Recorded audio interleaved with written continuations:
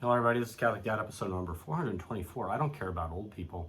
So a lot of people make the complaint that if you're not wearing a mask, you don't care about the old people from sick and dying, or those who can get ill. What about your grandma and whatever else? And frankly, I don't care anymore. I really actually don't give two hoots about what people are thinking anymore about this COVID crisis. And the problem is, it's not a crisis. When you do age-adjusted deaths in old people in this country, they're not dying at higher rates this year than any other year, but people are using that excuse as a way to control and dominate their fellow human being and man.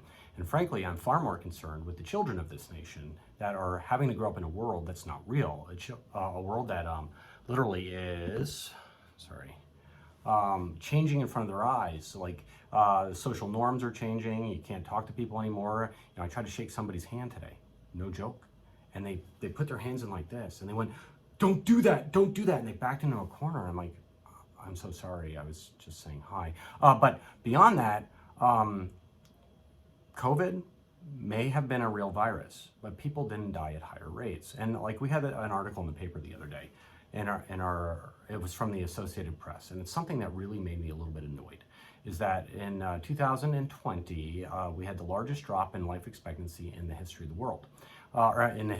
Since World War II. Largest drop in life expectancy since World War II. And I'm making these numbers up, but it's something like our life expectancy dropped from 79 to 78, like a full year of decreased life expectancy. Now, what's the average age of death in COVID? Well, 82, right? So how the heck do you drop the life expectancy from 79 to 78 by killing 82-year-olds? You got to start wondering about this thing, which means there's people out there dying at higher rates of lower age groups, right?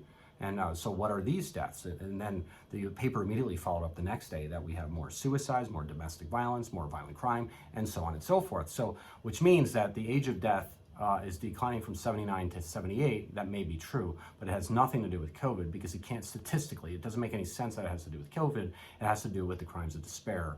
The suicide and the abuse and the violence and the shootings and whatever else that comes when people are alone and frightened and and they have mental stressors and anxiety in their lives. And so I'm not having it anymore. And so I'm really actually getting a little bit annoyed with people when they try to force their will upon me. You just don't do it anymore. Like, don't tread on me. If you're afraid of COVID, go hide in your house. That's what you need to do. And maybe you can call somebody up to deliver groceries. But you don't have to walk into the world, try to pretend like everything is completely abnormal and that you're going to force people to behave in a way that you want them to behave. Like, I could do the same thing to you. I can go up to you and say, I don't think you're fit to reproduce. You should be on contraception, because you are a danger to society, because I don't think you're hardworking enough or intelligent enough or this or that. You're a danger to my children. It's like the stuff that, it should bother you, because the fundamental freedoms and liberties in our nation have been degraded because of people's fear.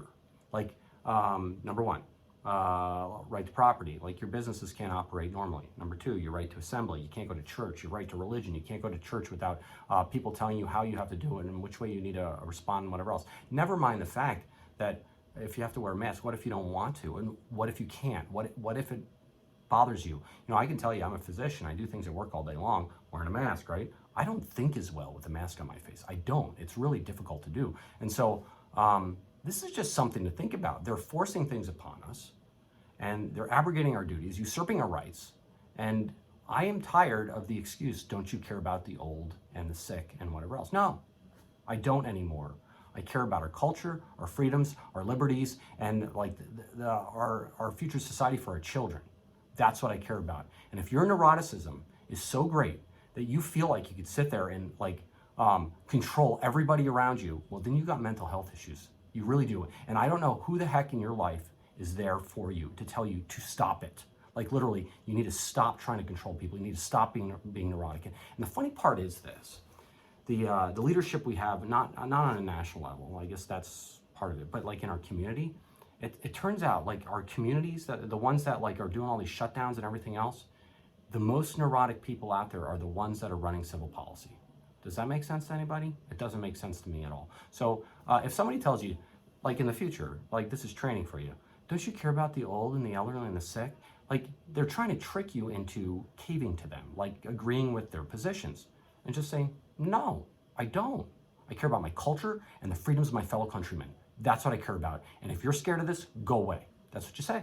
And well, anyway, this is Catholic Dad making you think about it. Please like or subscribe, get the Mass, pray the Daily Rosary, share with your friends and whatever else. And be holy, people. Be holy. And this is Lent, so grow your war beard, right? Barbara Bellum. All right. God bless you all. Take care. Have a good day.